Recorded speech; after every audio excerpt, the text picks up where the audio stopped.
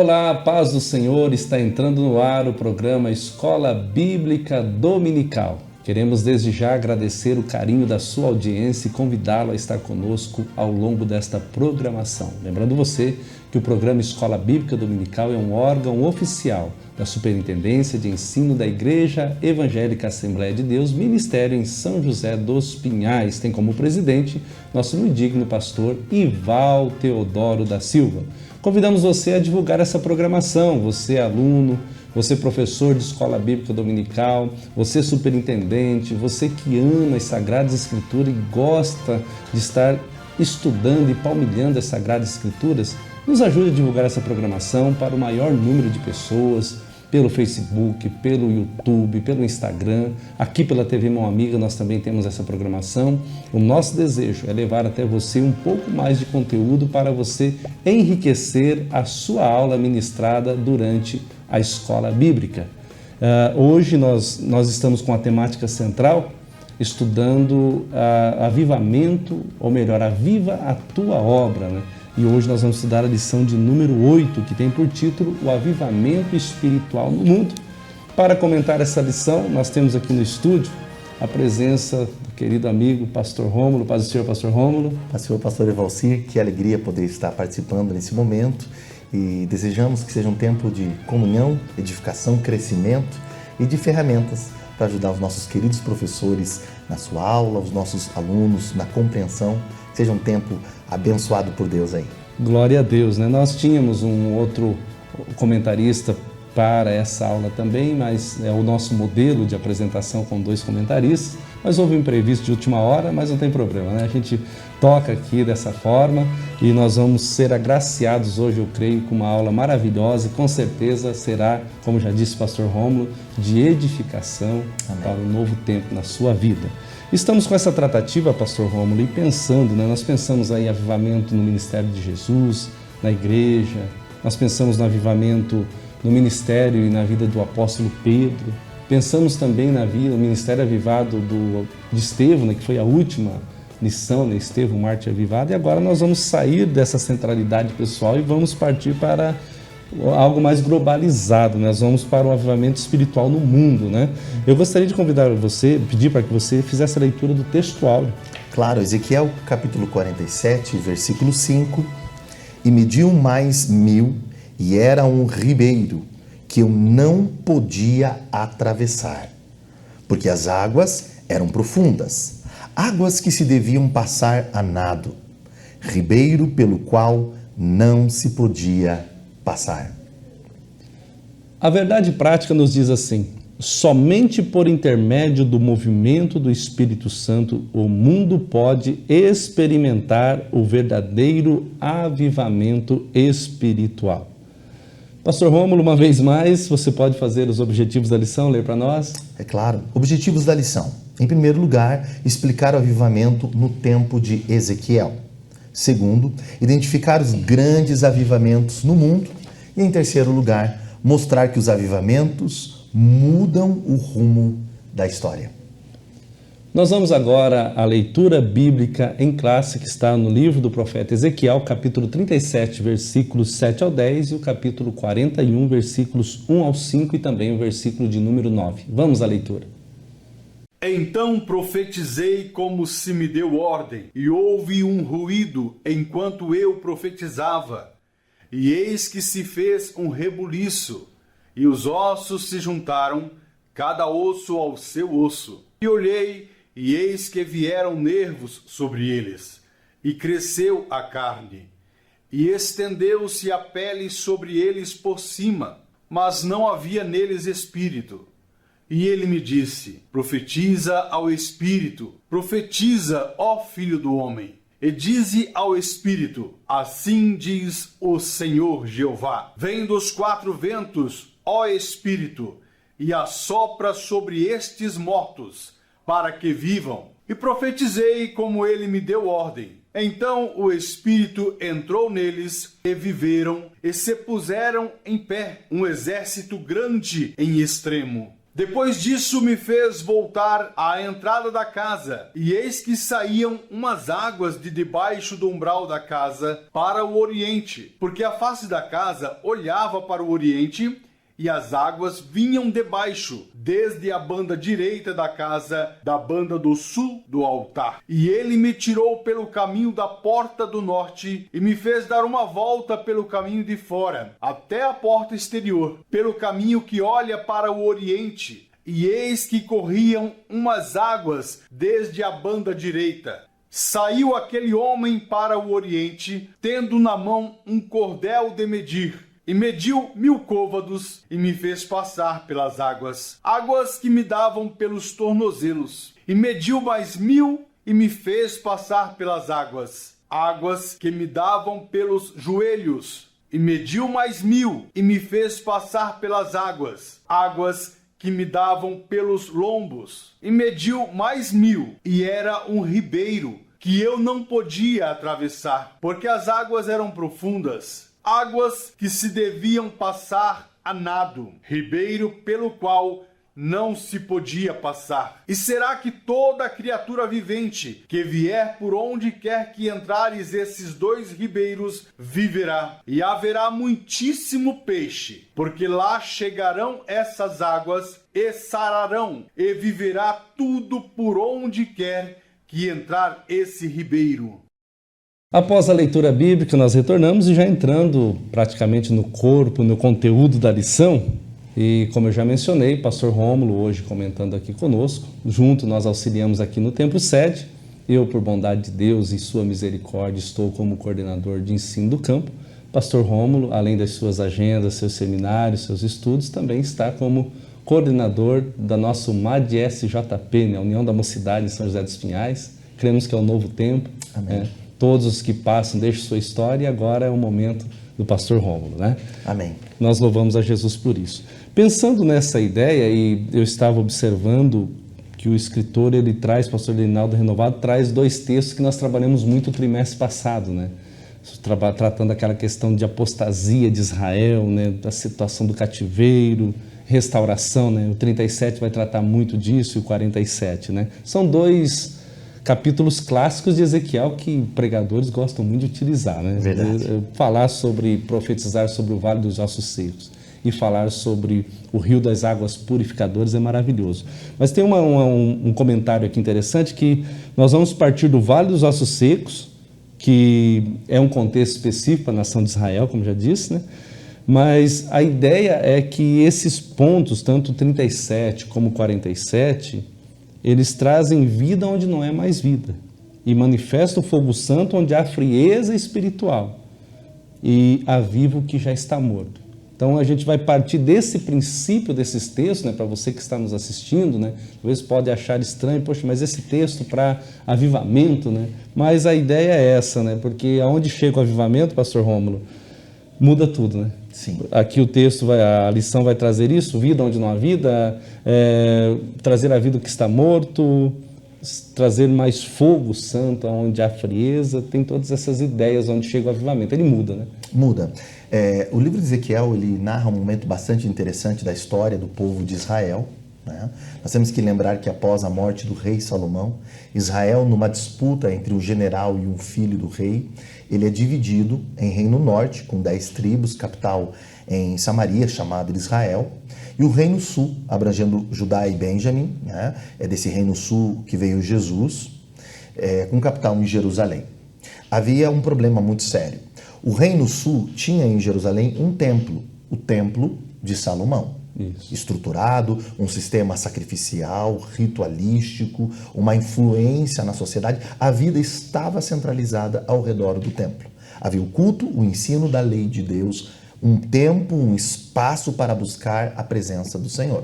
O Reino Norte agora tem uma dificuldade. Por quê? Eles não têm um templo físico que representava a presença de Deus. Então eles vão ter que adorar a Deus de outras formas, e é dentro desta realidade contextual, inclusive, que vai surgir um templo para os samaritanos adorarem a Deus, e eles vão escolher o Monte Gerizim. O que é interessante lembrar é que Israel está passando num processo não apenas de divisão de reino, mas de perda da identidade. E isso acontece pela influência do culto pagão, pelo modelo de vida das outras nações. É onde eles perdem a visão da missão, que era representar Deus, ser fonte de bênçãos, um instrumento de verdade e justiça para as nações e apontarem num culto exclusivo um único e verdadeiro Deus. Quando eles copiam as nações, eles perdem essa identidade de representar Deus. Eles deveriam ser o instrumento de Deus aferidor para as outras nações. Eles deveriam ser o canal de bênçãos, como Deus falou a Abrão lá em Gênesis 12. Mas agora, copiando as nações e permitindo que a idolatria entrasse, casamento mistos, vem violência, problema judiciário. Eles fazem aliança com as outras nações por proteção, por escambo, troca de mercadorias. E aos poucos, Deus deixa de ser centralizado, não só no culto, na vida. Porque o culto tem que combinar com a vida. Eu não apenas cultuo a Deus quando estou no ambiente, no espaço para isso, mas quando minha vida se rende ao Senhor e o teme. Israel agora, Deus tinha falado que se eles não se voltassem ao Senhor, continuassem na idolatria e não cumprissem a missão, iriam para o cativeiro. Lembramos que Jeremias foi usado para falar desses 70 anos de cativeiro. Eles não se voltam a Deus. O reino norte é levado cativo já para a Síria, em 722 a.C., e totalmente disperso. E o reino sul, em 3 levas para a Babilônia. Na primeira leva, em 606 a.C., são levados jovens sábios para ajudar Nabucodonosor, lá no meio dos caldeus, dos babilônicos, no seu governo, porque eles conquistaram tanto território que faltava gente para liderar. Entre eles, Daniel e seus amigos, né? Misael, Ananias e Azarias. A gente conhece mais pelos nomes babilônicos que foram dados, Sadraque, Mesaque e Abdenego. E o Beltesazar, né? E ele, Beltesazar, Daniel. Bom, na segunda leva, aqui está o contexto. Cerca de 10.000 judeus são levados cativos. Entre eles está um rapaz que durante 25 anos é preparado para ser um sacerdote. Agora ele é cativo e depois de 5 anos Deus o levanta para ser profeta, que é Ezequiel. Deus fortalece. Com 30 anos ele assumiria a partir de 30, 31 anos, ele seria um sacerdote dentro daquela cultura. Aos 30 anos, então, ele começa um ministério profético. Seria, só que agora ele está no cativeiro. Num outro contexto. Né? O povo foi levado para trabalhar como escravos. E a gente precisa lembrar que em 586, vem Nabucodonosor com as tropas e destrói a cidade, o templo, os muros, leva os utensílios sagrados, então destrói toda a estrutura do relacionamento daquele povo com Deus. A chamada casa do Senhor é destruída. E eles estão tão corruptos agora, o sistema sacerdotal, tudo, que Deus tem que permitir que eles sejam levados para o cativeiro como uma vara de correção, um instrumento pedagógico de Deus. Até porque cativeiro não é abandono, é um meio de Deus nos levar de novo para o propósito, nos restaurar como seu povo. Aproximar dele Aproximar dele, é uma relação de amor e de cuidado, inclusive. Né? E aí eles são levados para a Babilônia. Até um salmo que fala sobre isso, que eles estão chorando próximo ao rio Quebar, eles não usam mais as harpas para louvar, são pendurados nos salgueiros, e eles estão lá como escravos, sem terra e sem tudo. Só que Deus levanta nessa época, Ezequiel como um profeta, para profetizar vida no meio do cativeiro. A gente poderia perguntar, avivamento? Sim. Por quê? Longe da terra, cidade destruída, templo destruído, não sabiam se iriam voltar ou quando. Se eles ouvissem a promessa, ainda era cerca de 70 anos. É muito tempo. Teria que aguardar esse período longo, né?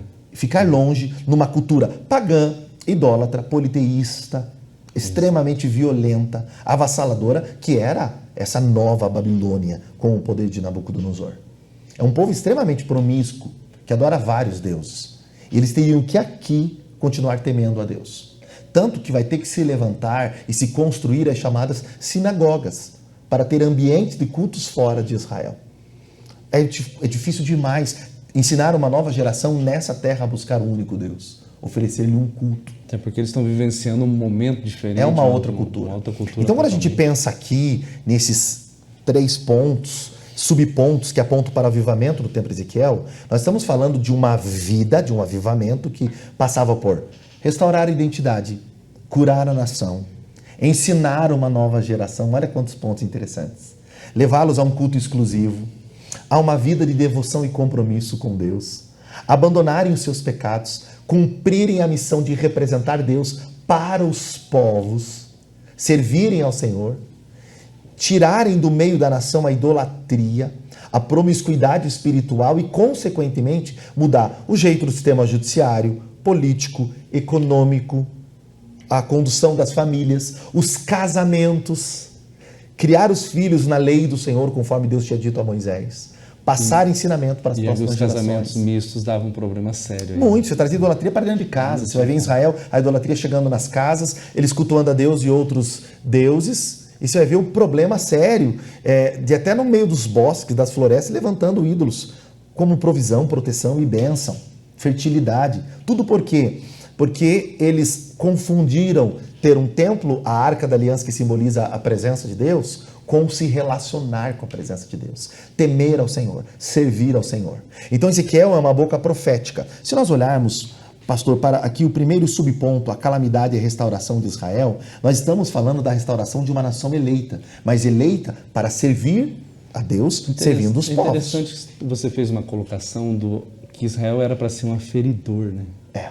E eu gosto dessa expressão, dessa palavra, do aferidor, porque ela remete muito para os desafios de todas as épocas, né? Deus, eu creio, até ele chama Lucifer, né, de aferidor de medida.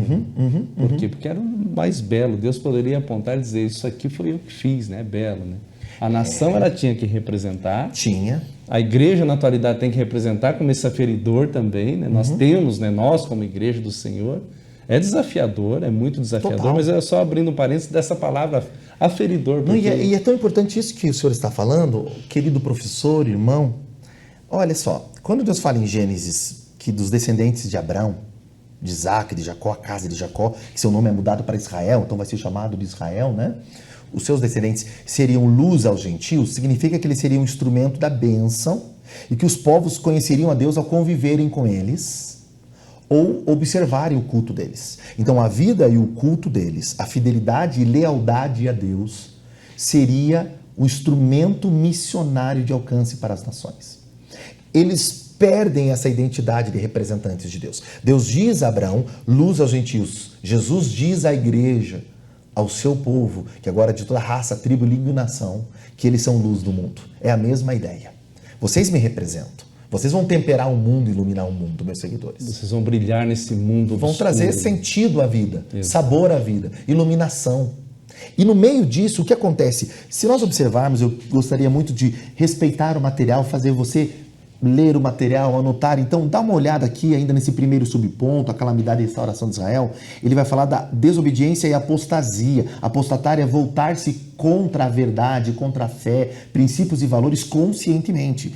E ele vai demonstrar aqui alguns textos. Você pode ler em sua casa, Ezequiel capítulo 6, versículo 3 a 5, capítulo 8, versículo 1 e o capítulo 9, versículo 4. E você vai entender como Israel se perdeu do propósito. E é um risco que todos nós corremos. Por isso, eles estão precisando da restauração. Mas antes da restauração, eles precisam do processo do cativeiro, para eles serem de novo restaurados para o propósito. O processo, vamos usar um termo até pedagógico, né? Porque é extremamente corretivo. Mais interessante do que o bem-estar da nação era o propósito para o qual foram eleitos. Essa palavra é muito pesada. Exato. Então, assim, é interessante olhar então nesse aspecto. Eu vou pegando suas falas aí, tá, pastor? Por favor, vamos servindo aqui, aprendendo um pouco. A gente vai trabalhando, né? Porque às vezes a pessoa está preocupada com o seu próprio bem-estar, com o seu futuro.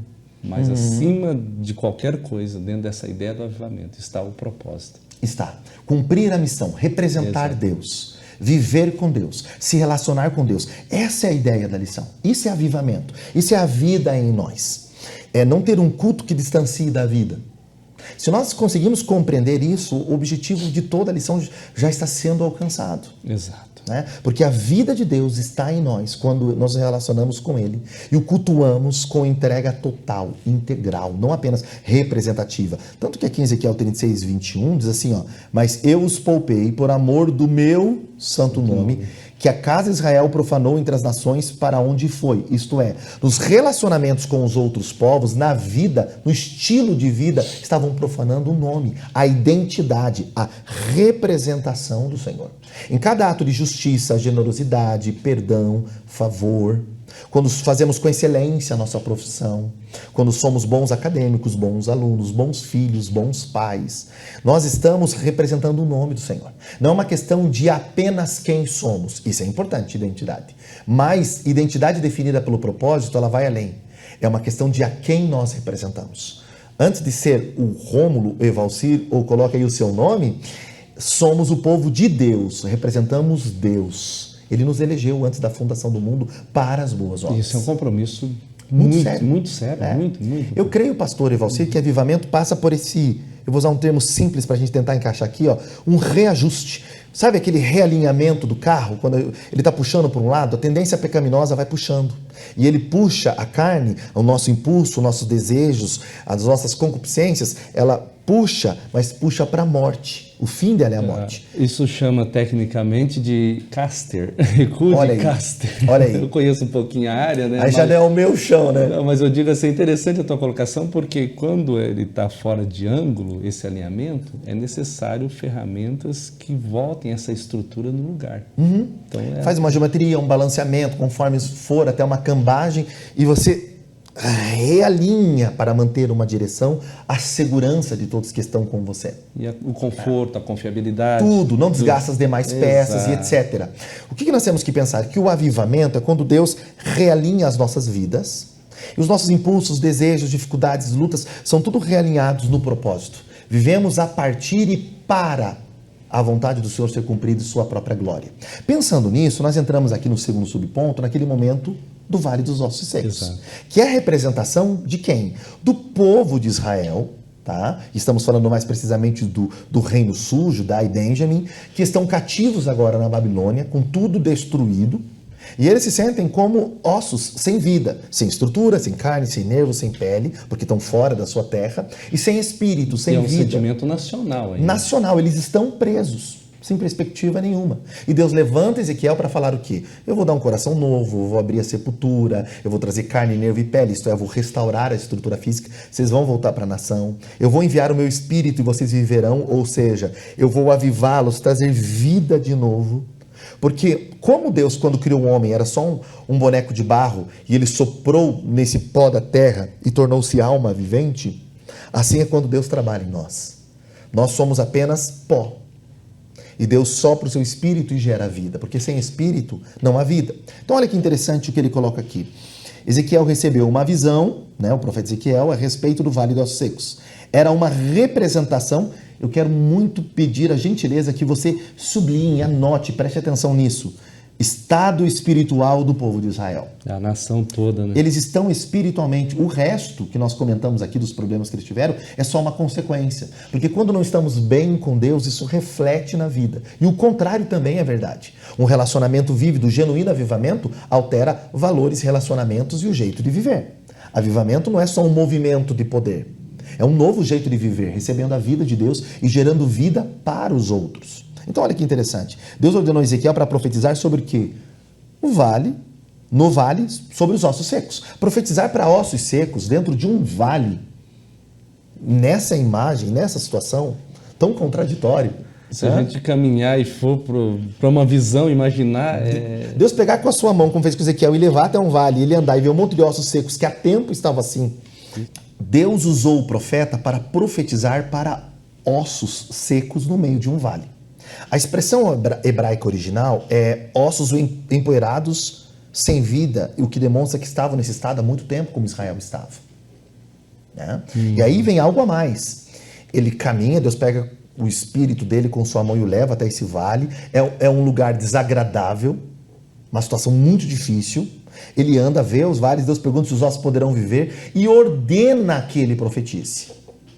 E ele tem que profetizar para ossos. Está aqui no ponto 2. Ele tem que profetizar para ossos. Deus está dizendo, fale para os ossos secos. Até o autor aqui cita Ezequiel 37, versículos 4 e 5. A promessa era de um avivamento nacional, mas ele vai profetizar para ossos. E aqui há um ponto tão forte para as nossas vidas, porque profetizar vida no meio de um vale de ossos empoeirados secos e cada osso jogado num canto, isso é desafiador. Profetizar vida Quando você está diante de um público que glorifica, adora, que responde, que busca Deus, está ali com essa intenção. É outro ambiente. É um outro ambiente. Ezequiel está profetizando e Deus está mostrando como é que Israel está no cativeiro babilônico. Mas ele profetiza. E os ossos que estavam espalhados vai colocando cada osso no seu devido lugar, formando esqueletos perfeitamente. Porque quando Deus fala, ele reorganiza e põe tudo no seu devido lugar. Surge carne, nervo, pele, os tendões estão ali, está se formando corpos perfeitamente. Mas ainda não tinha um espírito. E sem espírito, não adianta estrutura e aparência. Não há vida. Ou melhor, pode ser só estrutura e aparência, né? Mas não há vida, porque sem espírito não tem. Não tem como. Só que Deus primeiro colocou carne, nervo e pele, porque a primeira restauração de Israel, ela seria física mesmo, quando eles voltariam, o que aconteceu através dos Medo-Persas. Ciro libera, eles voltam para a terra e vão reconstruir a cidade, o templo, as casas e os muros. E lembramos aqui de Zorobabel, de Esdras e Neemias. Porém, depois Deus iria restaurá-los espiritualmente. Por isso que primeiro veio carne, nervo e pele, ele vai profetizar ao Espírito, para que o Espírito venha e quando o Espírito sopra, ele se levanta como exército pronto para a batalha. Porque depois viria a restauração espiritual, 10, né? Que está em Atos 2. No versículo 10 aqui vai dizer que um grande exército de pé, né? Grande extremo, né? Lindo isso. Deus levantando de novo e restaurando o quê? O propósito, a missão, o chamado. Eles iriam servir.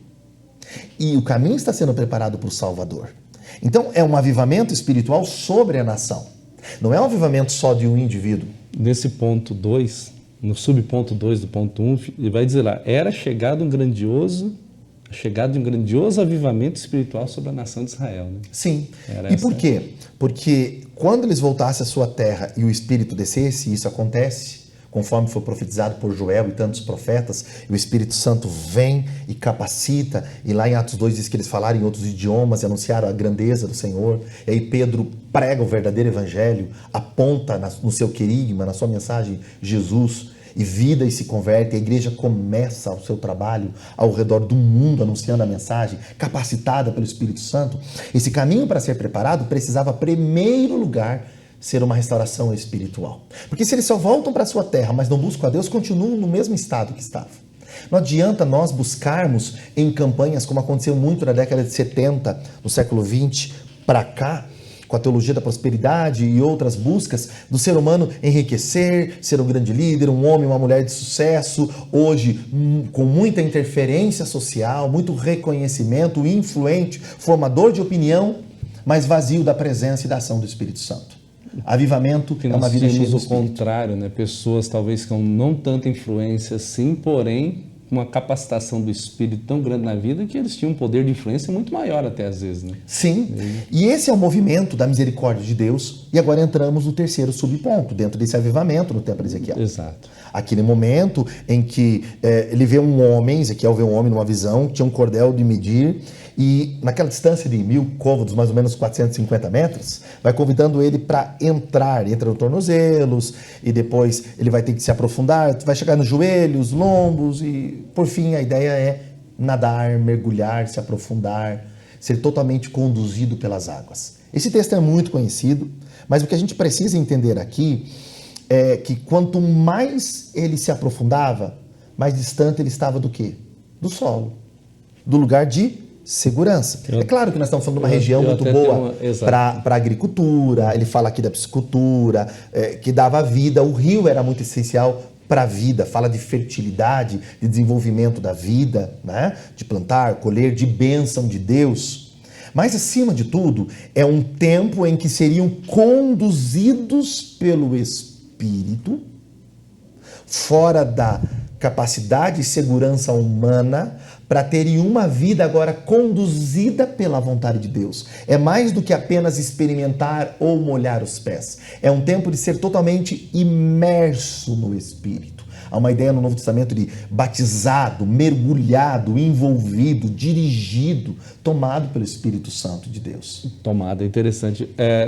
Nesse ponto, pastor Rômulo, eu tenho a colocação ali, que você já até fez, e eu gosto dela, até esgrifei aqui, fiz uma pontuação um pouquinho mais, porque você, professor, você, irmão, você que está inscrito, está nos assistindo, ou talvez pela primeira vez, quanto mais nós emergimos nas águas do Espírito, está no texto, você já citou, mais distante das coisas terrenas nós ficamos, né? Portanto, se já ressuscitaste com Cristo, né? Colossenses 3:1, né? Buscar as coisas que são de cima, não as que são da terra. Então dá essa ideia, né? Quanto mais nós estivermos imergidos, como você já falou, imersos nesse Espírito, nessa água, a gente vai ter menos desejo para essas coisas que o mundo oferece. E isso não significa uma inatividade aqui. Exato.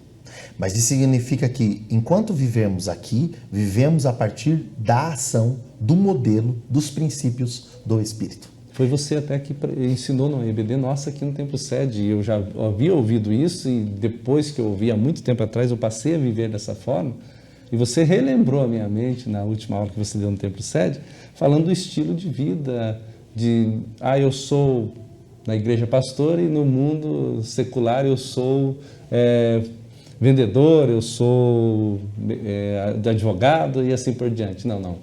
Eu sou um cristão e na minha vida cristã também eu sou advogado, também eu sou executivo, eu sou isso, eu tenho uma vida cristã. Eu gostei muito dessa colocação, você me fez relembrar esse aspecto, né, aquele dia, reavivar na mente, né, tornar vivo de novo aquilo que eu havia aprendido e que a gente procura viver, né? Não tem como desassociar. Né? Não, esse pensamento dualista do sacro e do profano e que a vida sacra ela é só a vida eclesiástica e o trabalho, o estudo, o casamento e as demais coisas não são, esse é um pensamento não bíblico, esse é um equívoco.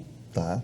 Alguns até que dizem historicamente que isso vem do zoroastrismo, que o tempo que Israel ficou nesse cativeiro babilônico pegou muito desses pensamentos e trouxe uma ideia de um dualismo. O certo é, não entrando em questão histórica, na prática de que nós, infelizmente, e talvez aí até seja a influência grega, helênica, né? Do mundo perfeito, o mundo imperfeito, o mundo das ideias, aquele pensamento platônico, tudo isso foi fazendo com que a nossa sociedade vivesse uma espiritualidade desassociada da vida. E é muito sagrado se alimentar, cuidar da vida dos filhos, trabalhar, estudar. Então, eu não tenho uma vida lá fora e outra vida dentro da igreja. Eu sou e devo ser alguém que vive em Jesus, a partir de Jesus, tem Ele como padrão e modelo, cheio do Espírito dele, aonde estiver, trabalhando, estudando.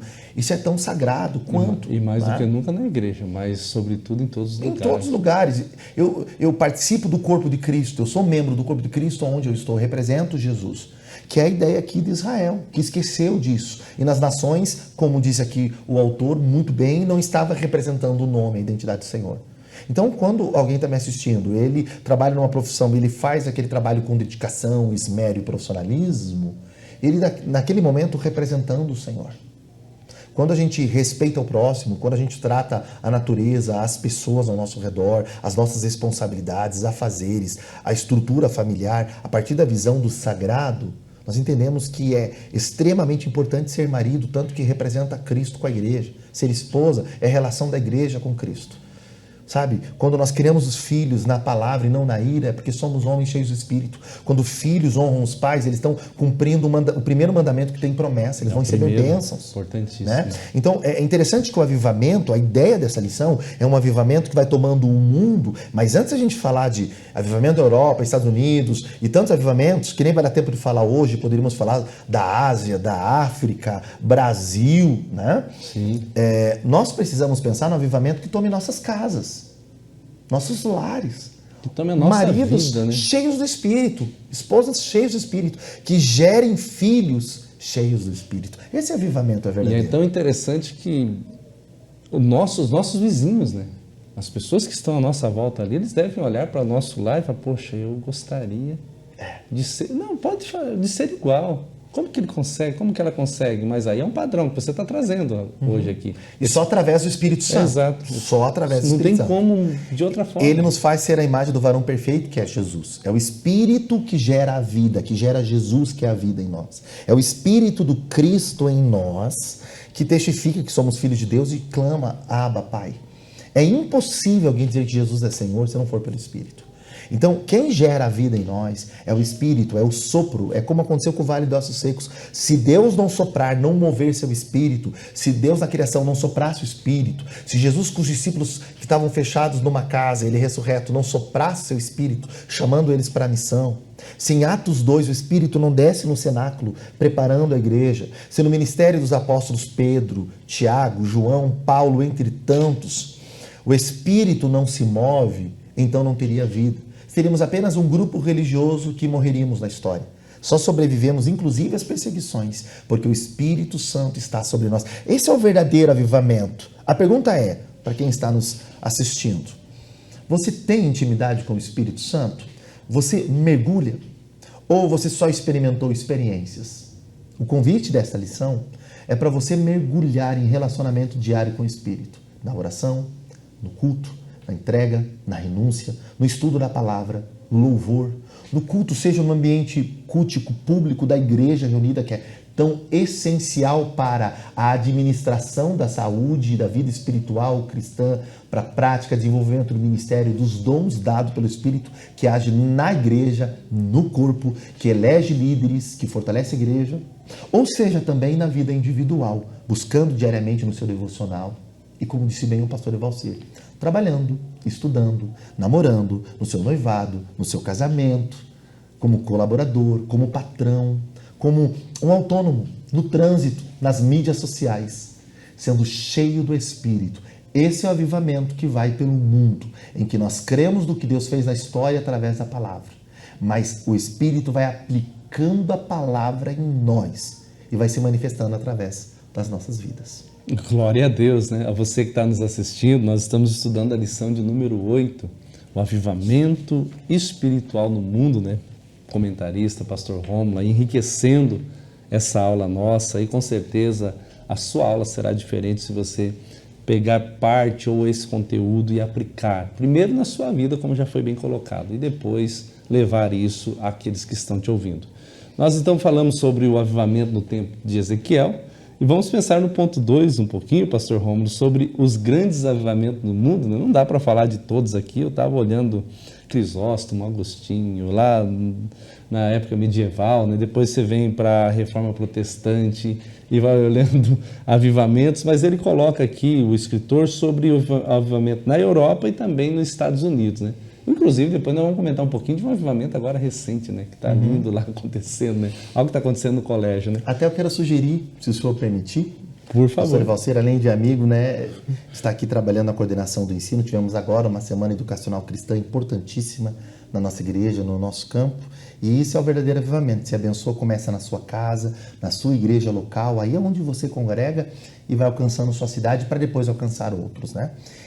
Eu gostaria de sugerir, pastor, se você permitir e achar que isso vai ser de valia, eu quero vir aqui gravar um material de apoio para ajudá-los nos próximos dias, falando sobre os principais avivamentos que tivemos na história.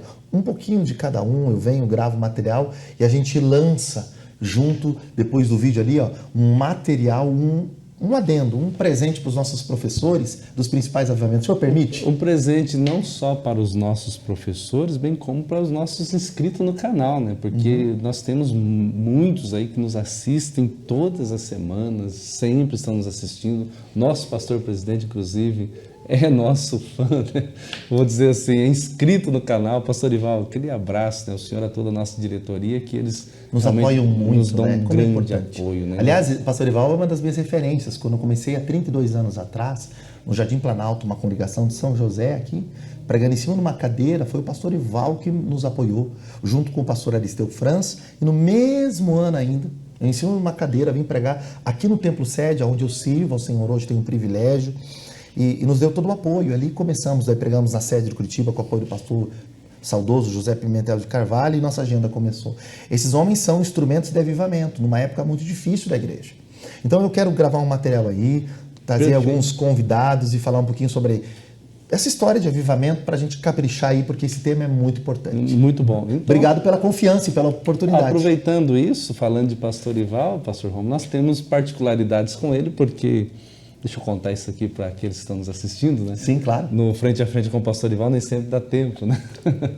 Mas no ano de 98 eu entreguei minha vida para Jesus e logo na sequência me indicaram ao diaconato e não aceitaram, né, o ministério em Curitiba. Não aceitou, era justo, era muito novo na fé. E daí no outro ano insistia de novo, o pastor Leonel Fontoura. E quando ele insistiu de novo, ele tomou cuidado de pegar o visto no local da assinatura dele de pastor Ival Teodoro da Silva. Uau. Aí quando eu fui para o crivo e eles olharam e falaram, se pastor Ival assinou, nós não podemos refugar o teu tempo de fé. Então, ali isso é referência. Exato, porque ali começa o diaconato, sirva a Deus, né? A gente ama esse ministério de diaconato, né? Mas diaconato, presbitério, evangelista e o pastorado, tudo debaixo da orientação espiritual do pastor Ival Teodoro. Então, assim, nós temos essa similaridade aí de ter o pastor Ival como uma grande referência, nós louvamos a Jesus por isso. Então, pensando, pastor Rômulo, voltando aqui, tem toda a liberdade para gravar, tá? Nós vamos colocar no canal, tá? Para que você assista, isso é importante, nós precisamos disso, tá, pastor Rômulo? E pode deixar Deus te usar à vontade, né? Então, grandes avivamentos no mundo, aqui vai pensar na Europa, né? Alemanha, Inglaterra, na lição, né? Falando da lição em si. País de Gales, e pensando esses 3 pontos, pastor Rômulo. Daí, eu até destaquei aqui algo aqui que diz, o Senhor queria avivar o velho continente, né? Aí começa essa ideia. Eu queria que você falasse um pouco para a gente sobre esse avivamento na Europa. Paulo evangeliza na Europa e aqui começa um novo tempo também do evangelho chegando em toda a Europa. Nós entendemos que foi tão importante as viagens missionárias de Paulo, a equipe que trabalha, e como o evangelho entrou inclusive na Grécia, lembrando que a língua grega desde Alexandre o Grande tinha se tornado a língua oficial do mundo naquela época, principalmente no tocante a comércio e a todas as relações que haviam em torno do mar, né, da onde eram trazidos grãos, tecidos e aonde a vida acontecia na maior parte do mundo até então conhecido da época. E Deus usa esses instrumentos para começar o avivamento. Mas nós temos um grande problema. E o problema é que o Império Romano, quando se coloca e se envolve com o cristianismo, né, consequentemente, ele traz poder, controle. Tem a época da perseguição, que foi fortíssima. Mas também é uma mistura entre fé política, a religião sendo misturada com interesses imperiais. E aqui ela se perde. Quando no quarto século começam a fazer os templos físicos de novo, lembrando que no ano 70 o templo de Jerusalém tinha sido destruído pelos romanos, tá? Pós as grandes perseguições, Domiciano nós lembramos, mas principalmente de Nero, acusações falsas contra os cristãos, e tantos que foram Nero mortos, foi terrível, né? terrível, por leões, ateado fogo vivos, perseguidos. Lembramos dos cultos nas catacumbas que eram feitos, porque havia uma perseguição instalada contra o povo de Deus. Aquela questão de grávidas que tirava o feto e colocava um gato vivo e Terrível, costurava, terrível. era muito... Assim, a história nos mostra coisas terríveis. E no meio de tudo isso, a fé também, como na época de Ezequiel, então, aqui respeitando a lição e trazendo um sentido para os professores e alunos, de novo, quando o evangelho se mistura com poder e controle, com a política, ele também perde totalmente a sua eficiência. E agora, a relíquia lícita que tinha sido liberado pelos romanos, os judeus podiam adorar no templo, agora a religião que vai surgir pós-morte de Jesus e o tempo da perseguição, é uma religião que só vai ter espaço e no quarto século começa a levantar templos, porque ela se envolveu politicamente e ela é uma ferramenta de poderio. Então você pensa na história, por exemplo, de França, Portugal, Inglaterra, né? E você vê vestígios em outros países, você vai ver que é uma religião manipulada, que os reis trabalhavam junto com o clero. E aqui o evangelho deixou de ser pregado. E nesse período... É a união da igreja com o Estado. Com o Estado. E nesse período, falsas doutrinas vão entrando dentro da igreja. Sempre Deus teve um remanescente fiel, mas a igreja imperial é uma igreja que manipula as escrituras ao ponto de ficar inacessível ao povo apenas na língua do latim. E eles perdem agora a leitura bíblica. Desde os seminários, os lugares onde preparavam os monges, havia teologia, filosofia, mas pouca doutrina bíblica que combinava com o ensino de Jesus e a doutrina dos apóstolos. Então nós temos que recordar historicamente que a igreja de Jesus está enfrentando oposição, perseguição e depois é uma igreja que enfrenta a influência da política na pregação do evangelho. Não há perseguição, mas porém... A desestruturação da identidade, desconstruindo tudo, da fé, da doutrina, né? E a igreja de Jesus, ela não foi chamada para isso. Nós podemos e devemos ter influência em todas as áreas da sociedade, inclusive no meio político, né? Mas nós não devíamos ter políticos que são cristãos. Devemos ter cristãos em Jesus cheios do Espírito que atuam na política como qualquer profissão.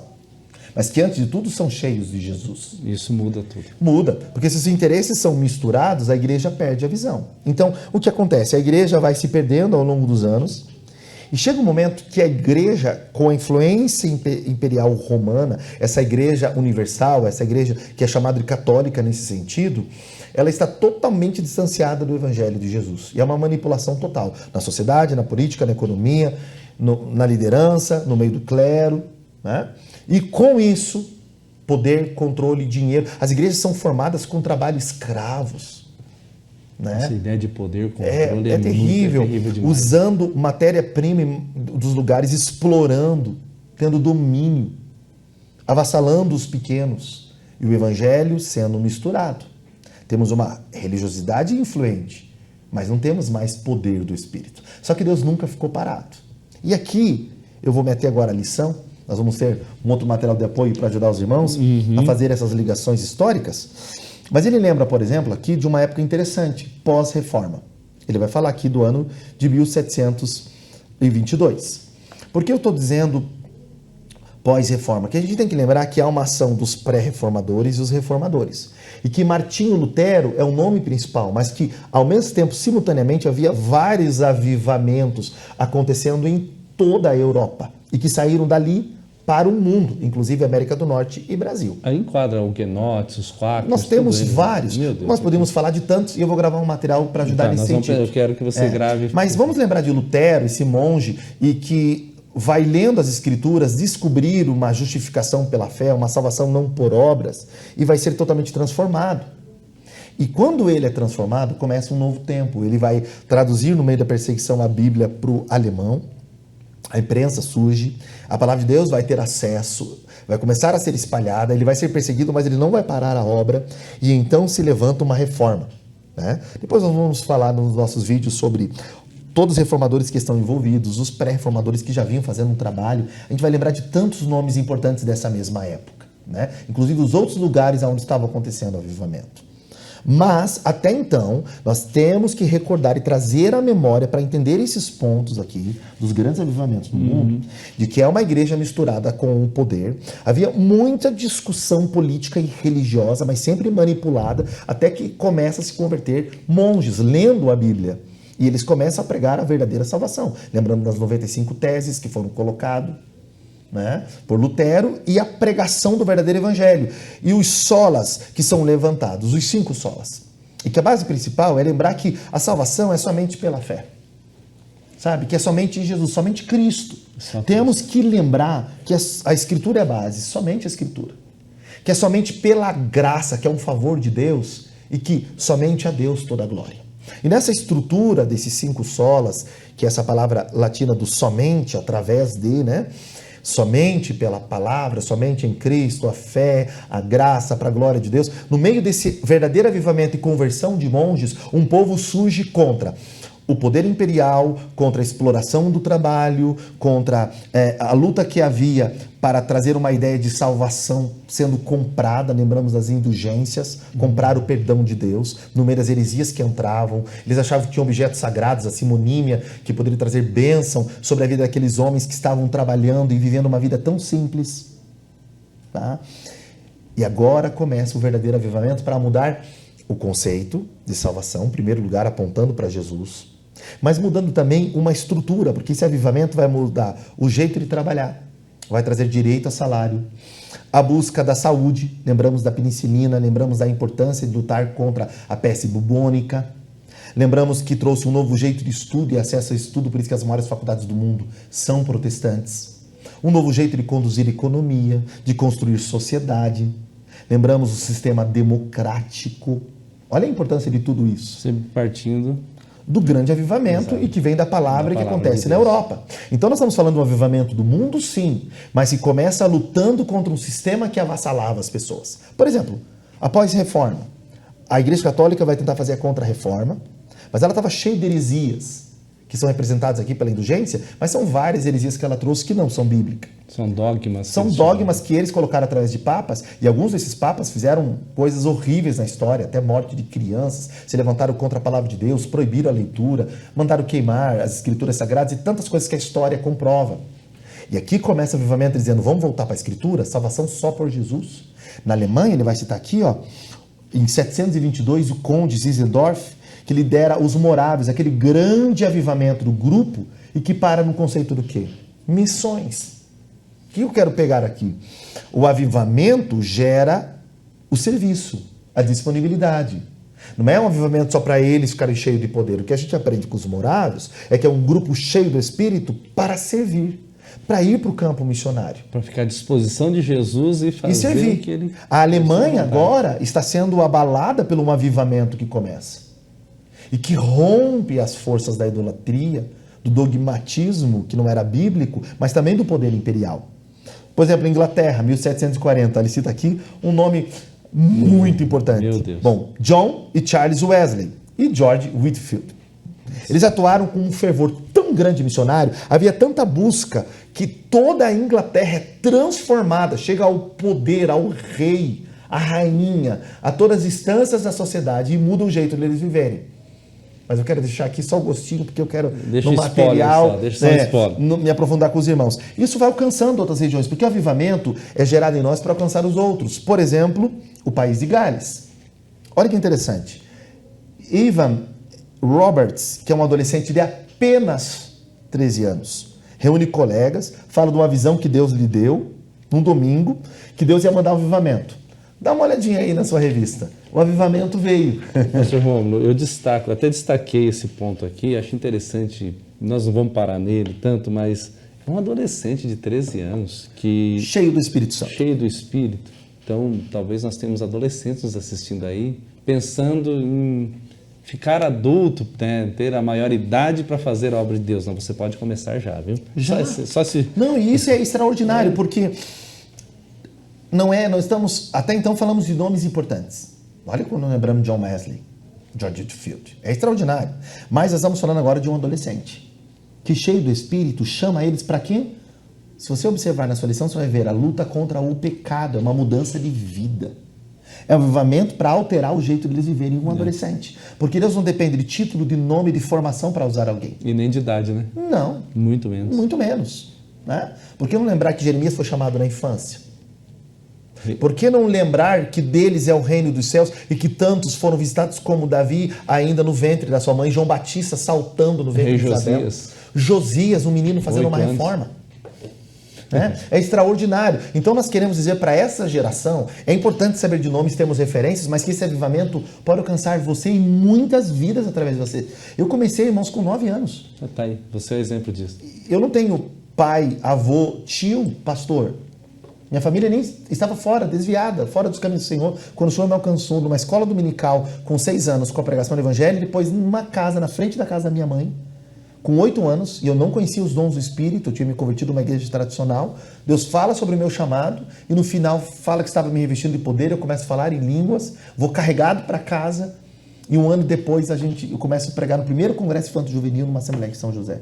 Glória Irmãos, a Deus. Não é mérito nenhum, eu não sou ninguém sem a graça. É totalmente a misericórdia. E até hoje, pastor, quando eu venho, que nem eu vim hoje aqui para gravar, eu venho tremendo. Porque a mensagem é muito maior que eu. Eu falo de uma palavra da qual eu dependo.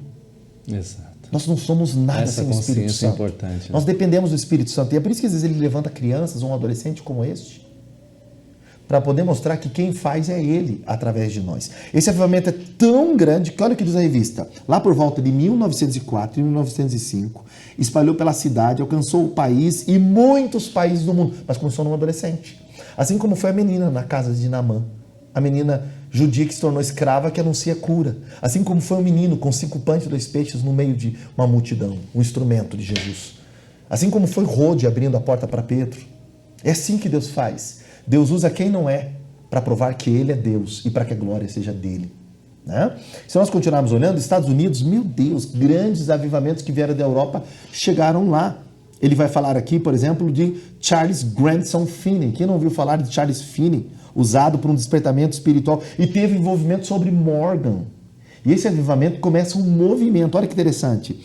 Charles Grandson Finney, usado por Deus para um grande despertamento espiritual, teve grande influência de G. Campbell Morgan do movimento de vida profunda, o viver pleno. uma vida integral que muda as igrejas. E viver pleno contra uma vida morna. Contra uma vida apática. Por que eles estão falando isso? Porque nós tínhamos até então apenas um tradicionalismo que veio da Europa, que vem pós-reforma, mas que ainda teve vestígios do catolicismo e continua ainda se envolvendo com o Estado. Tirando os anabatistas, que fazem um movimento dentro das colônias, na Holanda, Alemanha, Prússia, que fazem a divisão da igreja e do Estado, e que crê na continuidade dos dons, e eles fazem a reforma radical, que é aquela vida olhando para Atos Apóstolos, de uma igreja totalmente voltada ao modelo apostólico e apontando para Jesus, e eles rompem com o Estado, tiram a ideia do batismo infantil e de todos os modelos ainda romanos, né? Tirando eles, existia um movimento que ele vem, mas ele vem ainda muito ligado ao Estado. E ele chega com o tradicionalismo, era um evangelho morto, que não transformava vidas, que não transformava a sociedade, até que começam esses avivamentos, como por exemplo de Finney, que traz em Morgan uma chama tão grande que começa um movimento que vai mudando a cidade. Aquilo que era morto nas igrejas agora, eles vão começar a viver um derramamento de espírito extraordinário, com sinais, prodígios, milagres, salvação, conversão, conta a história, mas acima de tudo, mudança das vidas e da sociedade. Tá? E esse avivamento é tão importante que, olha lá o ponto 3, vai causando as raízes daquilo que chamamos historicamente de avivamento pentecostal. Ele vai aprofundando raízes. Total. Né? Vai e dentro do meio estrutura. tradicionalismo e do meio acadêmico, Criando inclusive. estrutura. Olha só, no ano de 1900, Charles Fox Parham, obreiro, leigo e pregador itinerante. É interessante dizer isso. Obreiro leigo. Sublinhe isso. Mas cheio do Espírito, isso é diferente. Funda o movimento da fé apostólica, como chamaríamos em português, né? O que ele queria? Olha a visão. Preparação bíblica, teológica, porque avivamento tem sim a ver com ensino, palavra e formação de líderes. Olha, propósito de preparar obreiros leigos para quê? Evangelizar. Ele fundou o quê? Um instituto bíblico. O Instituto Bíblico Bethel College, na cidade de Topeka, em Kansas, Estados Unidos. Os alunos estudaram Atos 2. Foram cheios do Espírito, batizado, alcançou os estudantes. Começou no meio dos estudantes.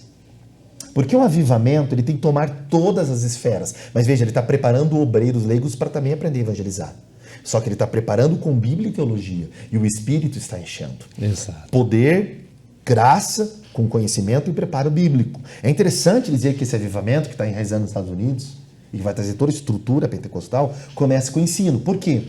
Às vezes, queridos irmãos tradicionais, a qual nós respeitamos muito e que pregam um genuíno evangelho, né? Nós podemos destacar vários movimentos e igrejas sérias até hoje, com os quais aprendemos muito, e são nossos irmãos da fé, mas nos acusam de que nós não queremos o ensino bíblico e teológico. E é bem verdade que muitos ensinaram assim e pensaram assim.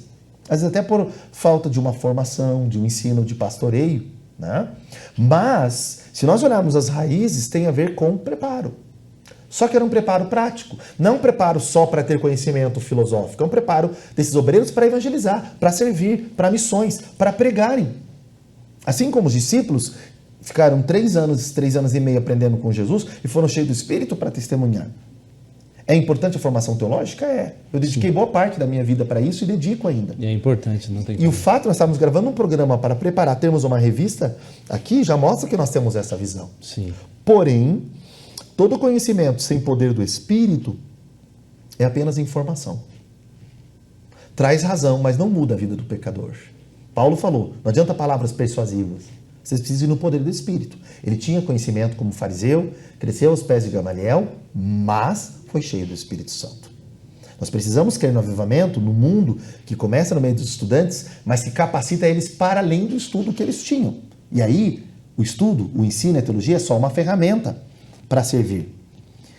Em 1901, em Houston, Texas, um pastor negro, isso é interessante, temos que lembrar do racismo, toda a luta que havia, então eram os desprezados, sem espaços, e é assim que Deus faz. Exato. Tanto que ele era filho de escravos de Louisiana, William Joseph Seymour. Como Seymour é importante. Seymour, ele entra na história. Ele faz parte do Holiness, aquele grupo de santidade, de separados para buscar, né? Que foram atraídos de uma consequência do movimento de fé apostólica, que foi iniciado por Parham, que acontece? Batizado no Espírito, ele fica cheio do Espírito, fala em línguas, e esse ano de 1901 começa um movimento pentecostal moderno. Por que dizemos moderno? Porque houve nos grandes avivamentos, no tempo da Reforma, no meio dos anabatistas, lembrando dos morávios. Nossa, tem tanta gente, podia falar, os montanistas, tantos movimentos na história que já houve avivamento. Mas aqui é aquilo que vai dar base para que o evangelho chegue em toda a América, chegue também aqui na América do Sul, chegue no Brasil e faça um movimento. Em 1906, o Seymour vai para a Califórnia, ele é transferido para lá. E ali ele começa a pregar uma mensagem pentecostal na sua própria casa. E essa rua é muito interessante. Essa rua ficou famosa. Bonnie Bray Street, número 216. Tinha tantas pessoas que iam para aqueles prédios pelo que Deus estava fazendo e pela pregação do evangelho. Ele vai procurar um novo lugar. Não cabe mais o povo. Que aí marca a história. Aí ele vai em um salão. O tal do salão retangular. Lá abandonado, na rua Azusa, 312, em Los Angeles. E funda a missão evangélica da fé apostólica. Ali começa o verdadeiro avivamento pentecostal, histórico, clássico do século XX, e que alcança o mundo inteiro. Que influencia, inclusive, nossos pais na fé da Assembleia de Deus, né? Sim. Daqui. Pastor Rômulo, nós vamos ter que dar um pause aqui, mas você fica devendo, tá? Nós ficamos devendo para você que está inscrito em nosso canal, que está nos assistindo, alguns pontos aí relacionados a esse avivamento. Nós não vamos adentrar, aprofundar aqui o ponto 3, que fala avivados para mudar a história, já dá um contexto geral, mas é interessante só lembrá-los que nós estamos estudando a lição de número 8, falando desse avivamento pentecostal no mundo, né? Esse avivamento de escala global. E o pastor Rômulo trouxe com muita graça, muito conhecimento, uma ideia geral para a gente aqui, isso é muito bom. E lembro você, e a gente já vai para a conclusão, pastor Rômulo, e daí você vai orar abençoando todos que estão nos assistindo, sobre o subponto 2 do ponto 3 do final, eu destaquei aqui que diz assim, mais do que nunca, precisamos sentir a mesma necessidade. Ele puxa para nós aqui, né?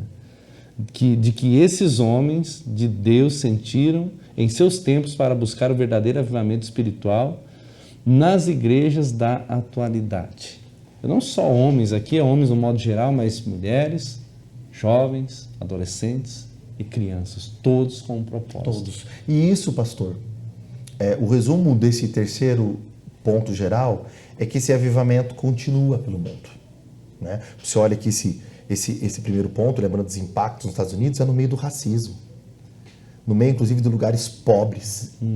Ali começa um verdadeiro avivamento com gente buscando o Espírito Santo, mudando de vida e mudando a sociedade. As igrejas históricas sendo avivadas.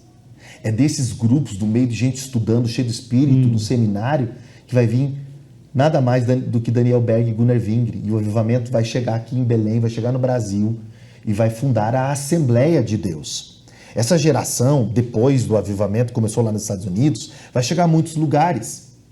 Nós falamos de alguns nomes aqui, mas esse avivamento continua e termina agora o segundo ponto, subponto do terceiro, dos avivamentos que mudam a história, falando de um avivamento que muda os Estados Unidos, chega no Brasil, muda o Brasil, e que o Brasil hoje envia missionários, assim como os Estados Unidos e outras nações, mas o Brasil é um celeiro de missionários que devolve para a Europa e para todos os continentes de homens cheios do Espírito, levando-se igrejas, colégios, empresários, homens de todas as áreas, desde os mais simples, indoutos, até com grandes formações, homens de negócios. Inclusive hoje, pastor, em todos os lugares. Hoje, pastor, hoje, né? Há pouco eu encontrei, antes de vir para o programa, encontrei um moço que está deixando tudo aqui para ir evangelizar uma parte da Itália, onde ele tem parentes lá, ele quer trabalhar para o reino na Itália. Então, nossa denominação aqui no Brasil, vindo desses missionários suecos que no meio de um seminário tradicional são cheios de Espírito e traz avivamento por ordem do Espírito para cá e funda a Igreja Assembleia de Deus, que hoje é a maior igreja evangélica e pentecostal do Brasil e do mundo, né? Tem servido o mundo, mas foi alterando sociedades, o jeito de viver, formando famílias que valorizam pai, mãe, filho, profissão, que cultua a Deus, que tira as pessoas das drogas, dos vícios, que ensinam a honrar o próximo, que trazem dignidade e que hoje na política, economia, esporte, em todas as esferas, tem feito a diferença, pregando A Bíblia como palavra de Deus, Jesus como único Senhor, Salvador, Rei e Deus, que o Espírito age, que o poder do Espírito não é somente para a época apostólica, mas que a igreja continua no trabalho, no poder do Espírito, com dons e ministérios do Espírito, anunciando Jesus, acredita na volta de Jesus e que ele reinará para sempre. Continua dizendo que a Bíblia é a palavra poderosa, inerrante, inspirada e autoritativa de Deus. Continua defendendo o casamento. Continua defendendo uma sociedade alicerçada na palavra de Deus. Então esse avivamento, aqui dos Estados Unidos, esse movimento, domina o país e está dominando o mundo. E gente sendo liberta, transformada, curas divinas, milagres e a verdadeira pregação. Eu concluo a minha participação pegando esse terceiro e último ponto e já partindo para a conclusão, apontando para o seguinte. Atos termina na Bíblia, pastor Ivalci, aberto, dizendo que o avivamento continua. O jeito que o livro termina é: o avivamento continua através de nós. E o resumo desta lição é que o avivamento que começou na igreja, que aponta para as realidades do derramamento do Espírito, que alcançou Israel no cativeiro, no retorno do cativeiro, preparando para Jesus vir, na descida do Espírito, preparando a igreja e preparando os últimos tempos, isto é, entre a morte da cruz e o retorno de Jesus, está apontando para uma realidade. O Espírito Santo continua atuante, poderoso e quer nos encher de poder, graça e amor para servirmos uns aos outros e levarmos a mensagem, vivendo uma vida de santidade, de entrega, de compromisso, de renúncia daqueles que aguardam Jesus a qualquer momento. Que a vida cheia do Espírito, que alcançou o mundo, alcance o nosso lar, nossas vidas, seu ministério, sua igreja local. O Espírito Santo quer nos capacitar para cumprirmos a missão e que o mundo conheça Jesus. Muito obrigado, pastor. Eu que agradeço, pastor Rômulo. Nós agradecemos a você que esteve conosco durante essa programação. Lembrando que você pode acessar esse conteúdo, YouTube, Escola Bíblica Dominical SJP, Facebook da mesma forma, Escola Bíblica Dominical SJP, no Instagram, EBD_SJP, e aqui pela TV Mão Amiga você também tem acesso às terças, às quintas e aos sábados, das 15 às 16 horas, a esta programação. Então nós louvamos a Jesus pela sua vida, você que esteve conosco. Lembrando que a próxima lição, lição de número 9, nós vamos tratar do avivamento pentecostal no Brasil, né? Aí nós vamos aprofundar essa história maravilhosa. Vai ser extraordinário, hein? Imagina, né? A gente já fica desejoso. Desejoso da próxima lição, né? Pincelei a lição aqui, é muito interessante o conteúdo. E assim, estudar a história desse avivamento pentecostal no Brasil é maravilhoso. Pastor Rômulo, quero pedir para que você faça uma oração nesse momento, abençoando. Muito obrigado pelo convite, muito obrigado pela sua atenção. Por causa do tempo, a gente tem que correr um pouco aqui, mas espero que você tenha sido ministrado aí pelo Espírito Santo. Pai, muito obrigado, sim, Deus, porque o Senhor não parou na história, sim, Deus, e Teu Espírito continua atuando. Te louvamos pelo chamado para a salvação, que não é uma resposta nossa, mas é uma manifestação exclusiva da graça nos alcançando. Obrigado também porque o Teu Espírito que em nós habita tem nos transformado e nos chamado a uma vida de devoção e entrega. A minha oração é que Teu Espírito nos prepare para vivermos uma vida separada do pecado, consagrada para Deus e que aponte para Jesus. Reina em nós. Essa é a nossa oração com ações de graças. Sim, em nome de Jesus. Amém. Amém. Que Deus te abençoe em nome de Jesus. Lembre-se, o avivamento começa por uma pessoa a um grupo a uma cidade a uma nação e a nação para todo mundo.